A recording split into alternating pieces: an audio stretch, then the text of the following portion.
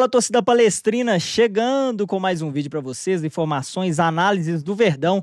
Temos aqui um corte da coletiva do Abel Ferreira, que falou juntamente com o Everton. Será que vai para o jogo? Meus amigos, vamos acompanhar tudo o que aconteceu nessa tarde agitada do Verdão, sexta-feira. Falta menos de 24 horas para a grande final, meus amigos. É isso, o Verdão vai em busca do Tetra e, se Deus quiser, o Verdão será. Deixa aqui abaixo o seu palpite. Meu palpite é 1-0, quero também saber o seu. Vamos pro vídeo, quero deixar os créditos aí à ESPN Brasil. Vamos dar uma olhada porque o Zinho, o Pascoal, os comentaristas direto de Lima vão comentar muito sobre essa coletiva aqui do Abel, beleza? Vamos lá pro vídeo, deixa o seu like e bora conferir. Vamos ouvir o Abel? Vamos ouvir o Abel. Vamos lá, que aí a gente já vai ter mais elementos aqui para trocar uma ideia. Inclusive, vou continuar esse assunto, hein? De Carlos Miguel, também de Everton. É bom lembrar que o Abel, se eu não me engano, na outra disputa contra o Flamengo, ele levou o Felipe Melo para a coletiva e o Felipe Melo não jogou. Sim. Teve isso também, né? Vamos ouvir o Abel e o Everton aí na sequência também, os dois juntos. Há duas competições completamente diferentes. Uma coisa é o campeonato, outra é a Conmebol, é a Libertadores. Uma derrota, um empate, 10 vitórias, 30 golos marcados. Final da Libertadores, chegamos com mérito, com consistência, com talento e muito esforço também. É o que estamos aqui hoje a decidir e amanhã, sem dúvida nenhuma, a maior competição da América do Sul é a Libertadores e é para isso que nós aqui estamos. Eu particularmente é a terceira vez e o que te posso dizer é que estamos focados, preparados para jogar do primeiro ao último segundo para vencer. Eu acho que as duas equipas já se conhecem o suficiente e eu respeito todas as vossas opiniões e vocês têm que fazer programas a comentar o que é que seja. Eu não acredito que o Flamengo, ao final de uma época desportiva onde poucas mudanças teve no seu elenco, ao contrário do Palmeiras, que teve muitas mudanças no elenco, quer no início, quer no meio, mas numa altura destas que vamos fazer coisas diferentes. Portanto, tenho a certeza que é um jogo, é uma final, mas que as equipas se conhecem melhor do que nunca, e ainda para mais o nosso rival, que me conhece ainda mais, porque eu estou há 5 anos no Palmeiras e o treinador, por exemplo, do Flamengo só está há 1, portanto eles conhecem muito mais a mim por estes 5 anos, mas como te disse, é uma final, aquilo que é o grosso, nós nos conhecemos, agora acredito que será definido por detalhes, onde é que cada peça pode jogar. Nós sabemos que o treinador de Palmeiras gosta de ter vários jogadores que jogam em várias posições. A surpresa pode ser exatamente essa, as dinâmicas dos jogadores dentro daquilo que é o nosso processo.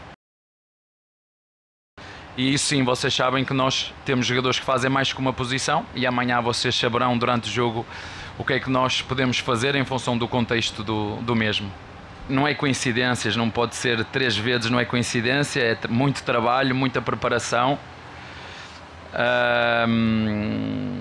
E não dá para ser coincidência em função daquilo que é a programação do calendário que foi feito nestes últimos meses, que teve que encavalitar os jogos, e a preparação foi diferente das outras duas, não tem como. Nas outras duas tivemos tempo para preparar, uma semana para preparar os jogos, tivemos que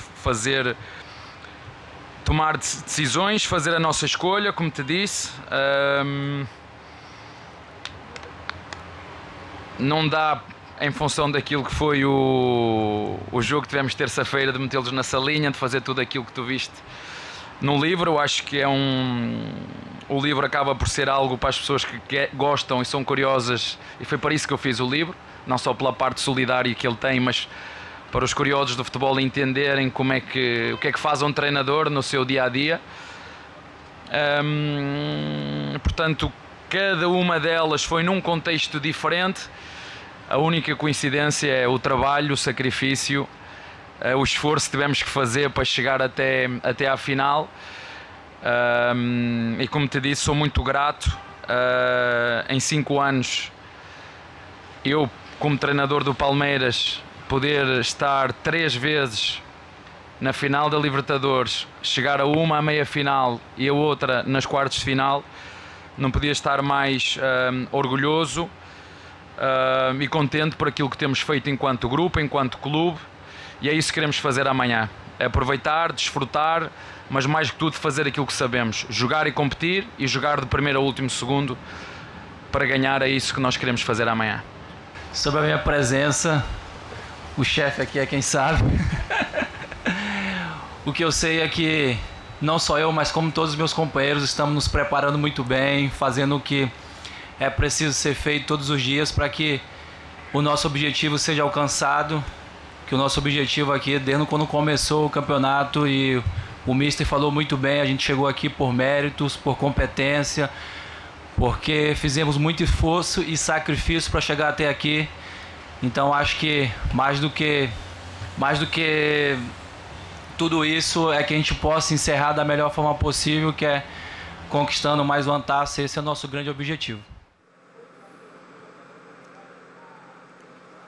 Bom, eu vou aproveitar o gancho aí, porque era a pergunta para o Zinho. O Abel falou de várias coisas interessantes aqui para a gente debater também, conversar. O Zinho já alertou para uma aqui, né? Mas aproveitar que foi o Everton que encerrou aí esse trecho aí para nós, para estender para o Calçade e para o Pascoal também. O Everton, há necessidade, como diria o antigo apresentador deste programa? Se ele fosse jogar, ele teria jogado na quarta-feira. Jogar contra o Grêmio na semana. Por que eu vou colocar um goleiro, que é um cara muito importante na história do Palmeiras, mas que não joga, e ele vai eliminar aquilo? A maior dificuldade do Carlos Miguel era estrear, pegar ritmo, passar confiança para a torcida, receber confiança, e agora você tira ele do gol para colocar um jogador que não atuou. Isso é loucura. Eu acho que para mim não tem debate aí. É como o Léo Ortiz. O Léo Ortiz aguenta jogar 90 minutos? Talvez não. Ou você vai com uma alteração já? Você já entra em campo tendo que fazer uma alteração. Então... Tem o Danilo, né? O Léo Ortiz é titular do Flamengo? Sempre. Mas merece jogar agora? É bom para o grupo? É bom para o Léo Ortiz? É necessário? Não. Então tem coisas aí que sim, são estranhas. Então, assim, ele vai. Eu acho que ele vai como jogador experiente para falar na coletiva, e aquele que não vai se envolver no clima do jogo. O Abel continua afastando o time, né, deixando o time bem longe de tudo que é possível, inclusive de um jogo de futebol. E por incrível que pareça, a gente sempre conhecer a trajetória do Abel, você fala onde é que tá a pegadinha, onde é que vem a surpresinha. A surpresinha, para falar com o Zinho aqui, se você tem... Ele alertou aí, ele estava ouvindo já, opa, peraí. O cara que muda o sistema, a qualquer momento, é o Fux. Então, o jogo pede alguém mais à frente da... caiu o celular. À frente da defesa para ajudar o Andréas. Fux, vamos jogar linha de 4, o Fux vem. O time precisa de linha de 5, é o Fux. Então, o Fux é a mudança do sistema sem alteração. Ao que tudo indica, o Palmeiras começa com 3 zagueiros. Mas o que eu vejo no Palmeiras é o seguinte: a missão sem a bola, ela é tão bem encaixada, ela precisa ser tão perfeita, porque um vacilo, o Palmeiras dança. Porque você tem o Andréas numa função que não é um Aníbal, não é um Emiliano, ele é um jogador de mais articulação. Sim. Então ele é um cara que vai ter que vigiar muito de perto a Arrascaeta. O que é um luxo, né? Ter Andréas e a Arrascaeta ali. Já estiveram juntos, inclusive. E perto, tentando recuperar a bola do outro. Confronto, é um luxo. Só para não deixar passar, vai passar para o Pascoal, ainda falando do Everton, manda ver. Mas eu quero entrar nesse debate do posicionamento de meio campo. Porque uma coisa é você ter na nomenclatura 3 zagueiros de origem, mas eles especificamente não precisa jogar como zagueiros. O Abel, ele tem feito muito 3 zagueiros para construir o jogo. Quando a bola está com o Palmeiras, ele abre 3 zagueiros para sair o jogo e espeta os 2 alas, que é o Kelvin e o Piquerez. Mas quando o Palmeiras não tem a bola, ele não tinha o Kelvin, quando ele fazia muito isso. Sim. o Fux virava um zagueiro barra lateral direito. Fazia uma defesa com linha de 4. E eu olho para o time do Flamengo. A gente está aqui falando da grande final, que é num jogo só. E um detalhe desse decide o jogo. Um posicionamento, uma escolha errada define um jogo. Porque para você recuperar dentro do jogo, encaixou errado, posicionou errado, tomou um gol, para você reverter fica difícil. A minha dúvida é o seguinte: o Flamengo joga com 2 atacantes por dentro? Não. Não é assim? Não joga. Joga com a Arrascaeta encostado no atacante. Isso aí. Por isso que eu acho que o Fux, ele pode ser terceiro zagueiro para construir, mas na hora de defender, ele vai grudar no Arrascaeta. A leitura do espaço é do Fux. Por isso que ele, quando ele falou assim, vocês sabem que o treinador do Palmeiras gosta de jogadores que fazem mais de uma função. Exatamente. Foi isso que ele falou? Sim, exatamente. Então, eu tô lendo é isso. Porque se ele defender com linha de 3 zagueiros e você só tem o Bruno Henrique como centroavante e 2 jogadores mais de lado, que vai bater com o Kelvin e vai bater com o Piquerez, quem é que vai pegar o Arrascaeta? Ah, tá bom, vai ser o Andreas Pereira. Mas aí você tem Jorginho, você tem Carrascal, aí você tem o Pulgar. Então não dá um encaixe. Por isso que eu acho que esse jogador que vai ter essa versatilidade vai ser o Fux. E ele ainda tem outro cara que é versátil nessa linha, que é o Piquerez. Não é o caso de pensar, de imaginar. Pode já entrar jogou com o zagueiro pela já esquerda jogou. E fazer essa movimentação. Então, mas o olhar do Zinho para a saída do Fux é o seguinte: tem uma visão do futebol que diz o seguinte: o debochado, ele não gosta de marcação individual. Ele não gosta da pressão individual, ele não gosta de um perseguidor individual. Ele se incomoda com isso. E a gente já viu isso em vários momentos e até em momentos decisivos. Então, ele não é aquele meia que, quando está com marcação individual, fala pro ponta: Carrascal, vem você para cá que eu vou levar ele para lá. Eu vou tirar o jogador daí do meio, eu vou botar ele aqui na lateral para me marcar e vou abrir esse espaço aqui para você jogar. Ele não, ele se impacta com a marcação. Ele se encaixota na marcação. E ele tem capacidade intelectual, de inteligência, de visão de jogo, de saber que, aquele espaço me interessa, eu vou levar ele pra lá e eu vou deixar esse meio aqui pra chegar. Ou Cebola, tipo, Leno, vem pra cá, vem aqui por dentro. Ok, o Carrascal, vamos trocar de posição, entendeu? Dá pra fazer isso. Até porque os volantes são jogadores que sabem jogar. Não são brucutus, os volantes do Flamengo, muito longe disso, especialmente o Jorginho, né? Que sabe jogar e vai aparecer. Também pode trocar com ele. O Arrascaeta volta na do Jorginho, né, para fazer a saída de bola, e o Jorginho entra na do Arrascaeta para fazer a aproximação com o atacante. Existem coisas, como o Zinho falou, um erro de encaixe, um erro de percepção de jogo. O jogador, hoje o futebol é diferente do que algumas décadas. Hoje o jogador tem que ter percepção do que está acontecendo em campo e rápida. Sim. E tem que ter muito mais a movimentação tática de entendimento como é que o adversário se posicionou. Porque se ele demorar um pouquinho para perceber, 1-0 para os caras, tanto para o Palmeiras quanto para o Flamengo. O Palmeiras é muito bem treinado nesse ponto. É um jogo que chama atenção. É claro que é um jogo difícil de citar, que é os 3-0 da LDU em Quito, porque o Palmeiras foi além da altitude. Você tem o dano que causa a altitude, mas ali o Palmeiras não pode acreditar a altitude aquela atuação, porque ela foi tão estranha. E o que aconteceu lá? Aconteceu em Quito, é um time que afundou, entrou na área o tempo todo, a entrada da área ficou livre e era só batida de fora, batida. Então ele tem uma preocupação com o Andréas. O M. Martínez que jogou. Isso. Não, entrou também. E ele tem uma preocupação, ele não tem esse tipo de jogador, ele não tem um volante amanhã com essa característica. Então o Andreas Pereira, o Andréas precisa ser o guardião da frente, é uma palavra forte para um cara que tem, um meia. Mas o Andréas, e a informação também, isso é o que traz o Vinícius também, nas conversas que a gente tem, por isso que justifica o terceiro zagueiro também. O Andréas, imagina se o Arrascaeta começar a tirar o Andréas da frente da área, não fica ninguém. Eu puxo o Andréas. Foi o que aconteceu com o Andréas. Exatamente. Eu puxo e a entrada da área fica livre. O Jorginho passa e entra. Mas todo mundo entra. Então a informação o Andréas não sai. Se o Arrascaeta arrastar, alguém acompanha, não o Andréas. Se o Arrascaeta entrar entre linhas, alguém sai de trás, que tem 3, para um zagueiro, para um atacante. Então acompanha o Arrascaeta. A questão é bem definida, porque o problema já aconteceu, já produziu um resultado horroroso, que ocorreu um milagre na volta, um 4-0. Então, isso o Abel tem trabalhado. Agora, o Abel vai para um sistema, pelo menos é o que ele indica, né? É a informação que a gente tem que ser perfeito.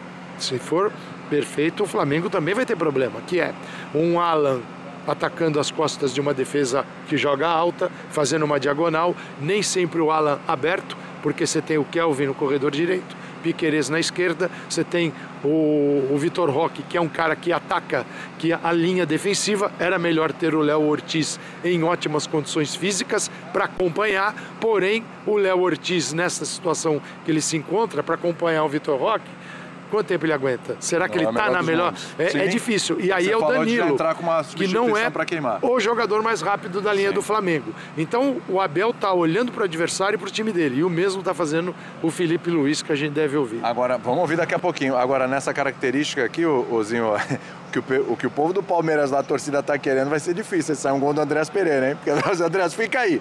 Não sai. Mas ele bate falta. Não vai. Cobrança de falta, ele se aproxima da área, ele bate bem de fora. Numa bola parada, talvez, mas nessa função vai ficar mais difícil. Aliás, é um personagem para essa decisão, né, Zinho? Porque é o cara que teve o escorregão e deu o gol lá pro Palmeiras, né? É uma falha, tava bem no jogo, mas uma falha individual acontece, infelizmente, ficou marcado, né? E agora você tem esse foco em cima do Andrés Pereira. É o torcedor do Palmeiras querendo que ele faça o gol e o torcedor do Flamengo dando aquela secada, né? Como se fosse uma retribuição.